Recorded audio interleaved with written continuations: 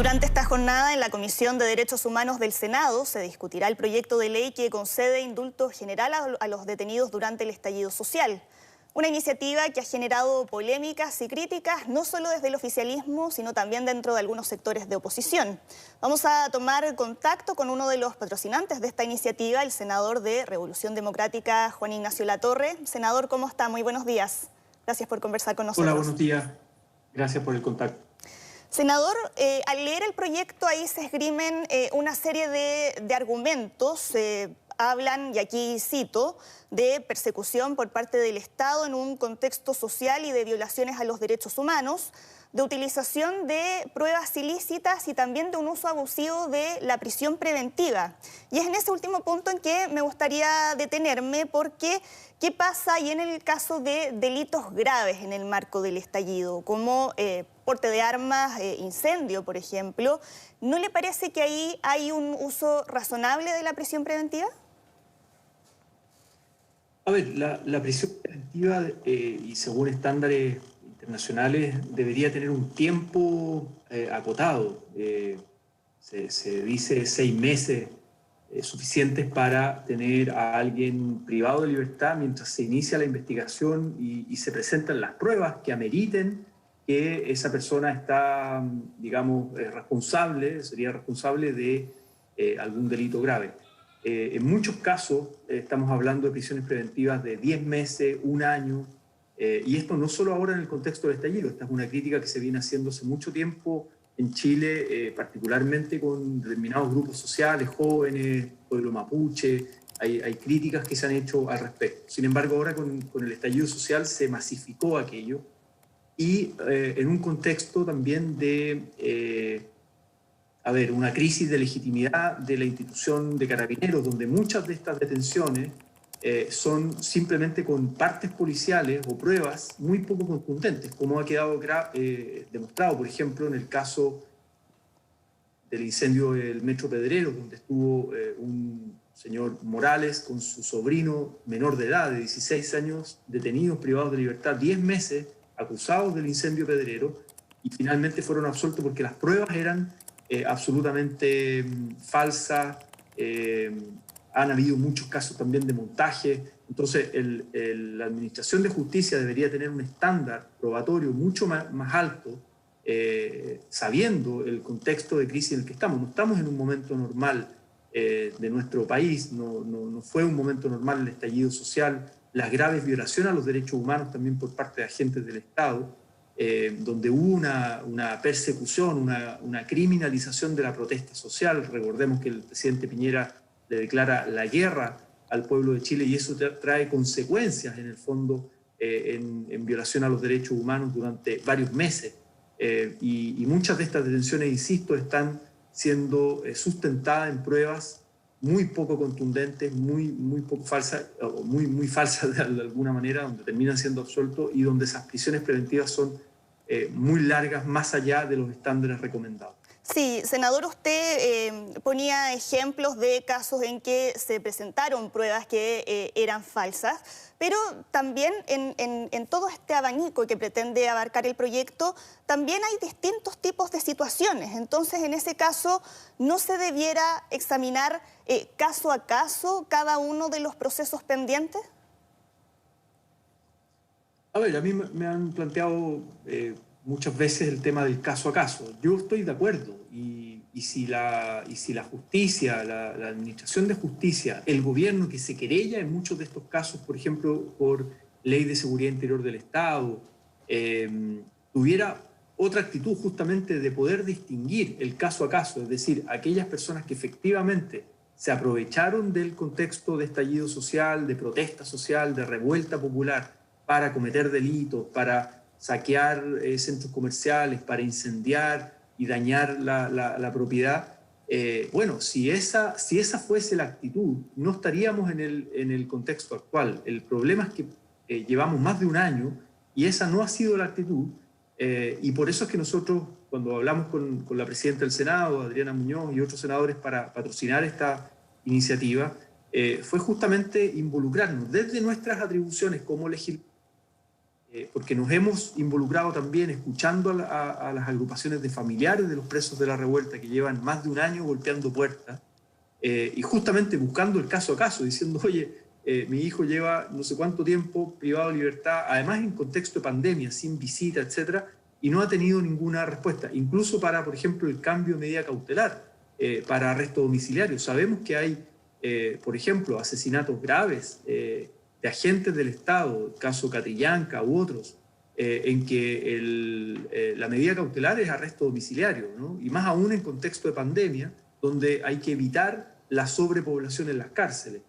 Bueno, eso no ha ocurrido acá, y por eso es que nosotros desde nuestras atribuciones legislativas, este es un proyecto de ley completamente amparado en la actual Constitución, que desde una iniciativa legislativa en el Senado, que tiene que ser solo en el Senado, se ingresa por ahí un proyecto de ley de indulto general, a diferencia del proyecto de ley de indulto, o más bien, más que un proyecto de ley, la decisión de indulto particular del presidente de la República, que es solo una atribución de él. Sabemos que Piñera, por ejemplo, ha indultado a criminales de lesa humanidad en su gobierno, en su segundo gobierno, y en el primer gobierno indultó también a un número significativo de personas privadas de libertad por delitos mucho más graves, diría yo, que los que están por el contexto del estallido social. Eso es una prerrogativa que tiene, una facultad que tiene solo el presidente de la República, pero vía ley lo podemos hacer los senadores y es nuestra contribución de dejar de esconder el problema bajo la alfombra para enfrentarlo como sociedad, como Estado en su conjunto, poder legislativo, judicial y poder ejecutivo. Ahora, senador, usted, volviendo también al tema de la prisión preventiva, usted nos decía que con el estallido social la prisión preventiva se masificó, pero de acuerdo a lo que han dicho algunos estudiosos en la materia, como el profesor Mauricio Duce, él dice que el porcentaje de personas que quedaron en prisión preventiva durante el estallido social es similar al porcentaje de personas que habían quedado en prisión preventiva previo al estallido, y que en ese sentido estas cifras no muestran un afán punitivo especial. Usted también mencionaba que esta crítica al abuso de la prisión preventiva se viene haciendo hace mucho tiempo. Entonces, desde ese punto de vista, ¿no se requiere tal vez una solución más estructural a ese problema específico en vez de plantearlo como un indulto para este caso en particular?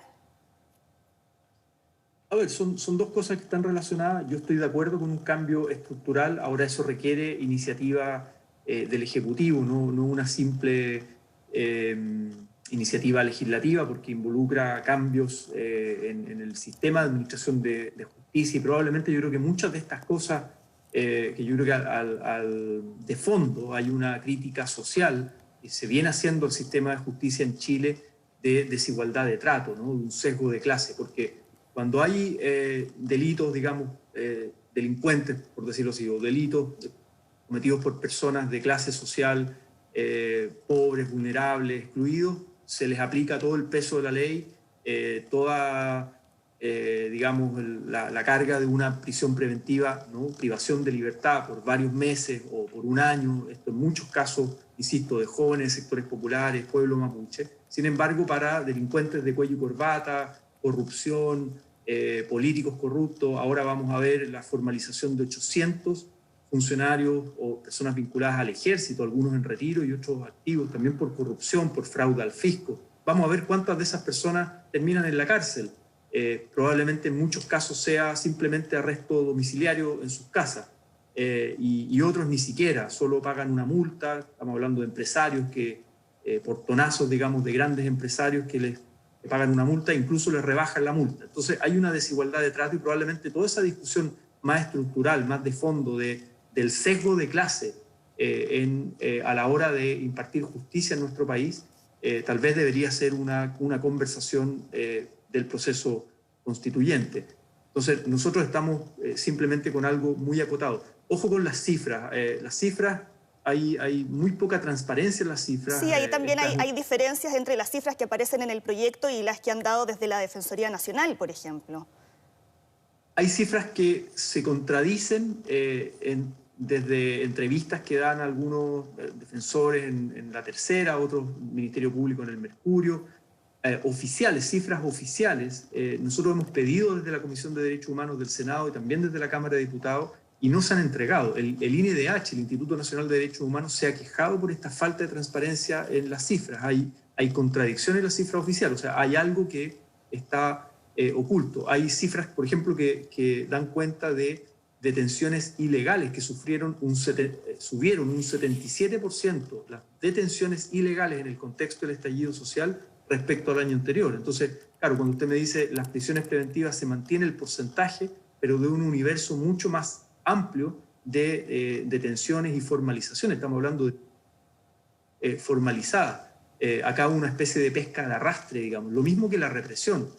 Cuando hablamos de graves violaciones a los derechos humanos, tiene que ver con que Carabineros no usó la fuerza proporcional para personas que están cometiendo delitos, sino que pareciera ser que hubo una represión indiscriminada. Por eso tenemos la cantidad de víctimas de trauma ocular, o tenemos los casos dramáticos de Fabiola Campillay, que era una persona que estaba saliendo de su trabajo, volviendo a su casa y quedó ciega producto de un disparo de Carabineros, de una bomba lacrimógena al rostro. Entonces, eso ocurrió de manera masiva e indiscriminada. Lo mismo en cuanto a estas detenciones, en cuanto a estas formalizaciones. Acá no se distinguió manifestantes de personas que efectivamente se aprovecharon de las manifestaciones para cometer delitos. Y vemos que las pruebas, no hubo un trabajo profesional con registro, con videos en muchos casos, para poder acusar efectivamente a quienes están cometiendo delitos. No hubo una inteligencia policial al respecto. Hubo, insisto, una especie de pesca de arrastre. Todavía no sabemos quién quemó los metros. Estamos a más de un año y no sabemos quién quemó los metros. Eso fue producto probablemente de alguna organización especializada que supo hacer esa operación simultánea, que es gravísimo.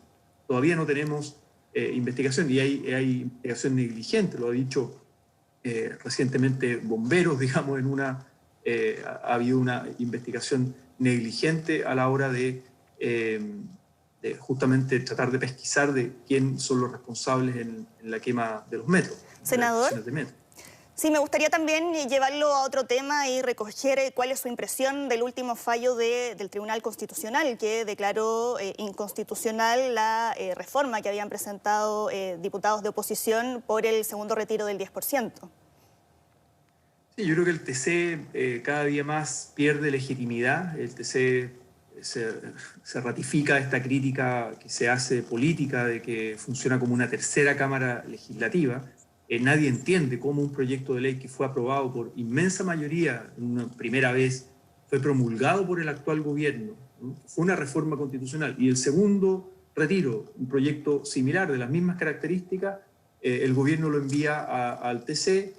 El TC empata prácticamente y dirime la presidenta del TC, que fue, sabemos, muy cercana, una asesora significativa, jefa de asesores, digamos, de gabinete en el segundo piso durante el primer gobierno de Piñera. Entonces, claramente el TC hoy día funciona más como una cámara política, que en este caso, por un voto que dirime la presidenta del TC, cercana al presidente, termina respaldando una línea política, que es evitar un tercer retiro, por esta misma vía, evitar el impuesto a los ricos por la vía de reforma constitucional u otras medidas de iniciativa legislativa excepcional, porque estamos en una pandemia y una crisis social derivada de la pandemia, en un momento excepcional que va a durar todo el 2021 probablemente, que es el último año del presidente Piñera. Entonces, el TC lo que hace es cubrir las espaldas y cuadrarse con una línea política del gobierno de Piñera. Y frente a eso, senador, ¿qué va a pasar entonces con el proyecto de tercer retiro que ya está haciendo, que ya había presentado la diputada Pamela Giles?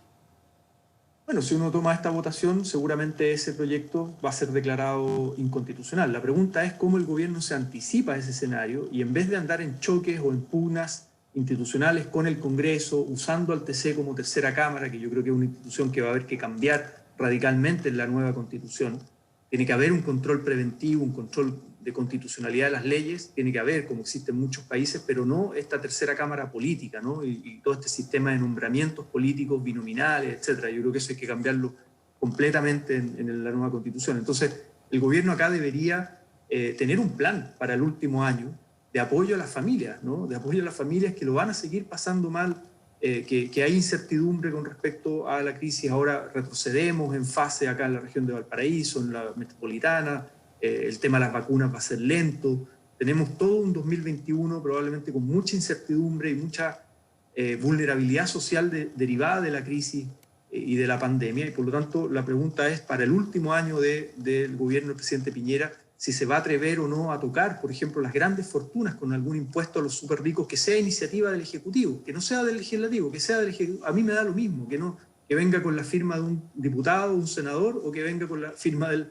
presidente de la República. Lo que me interesa es llegar con propuestas y respuestas pertinentes a tiempo a la ciudadanía, a la familia, y contribuir a la justicia social. Acá los súper ricos están pasando piola, como se dice, absolutamente, el gobierno no los está tocando y le queda un año de gobierno. Entonces la pregunta es si se van a poner la mano en el bolsillo para contribuir a la crisis, para contribuir al bien común, y eso es iniciativa del presidente. El presidente puede mandar un proyecto de ley simple, un proyecto de ley con mayoría simple, para aprobar, por ejemplo, un impuesto a los súper ricos y que eso se traduzca en una renta básica de emergencia, un ingreso familiar de emergencia para paliar la crisis y que no tengan que seguir usando los pocos ahorros que ya les va quedando en el fondo de pensiones y la crisis, que no la sigan pagando las y los trabajadores. Bien, senador Latorre, muchas gracias por haber conversado con nosotros en Mega Noticias Alerta. Que esté muy bien. Muchas gracias a ustedes, que tengan buen día. Buenos días.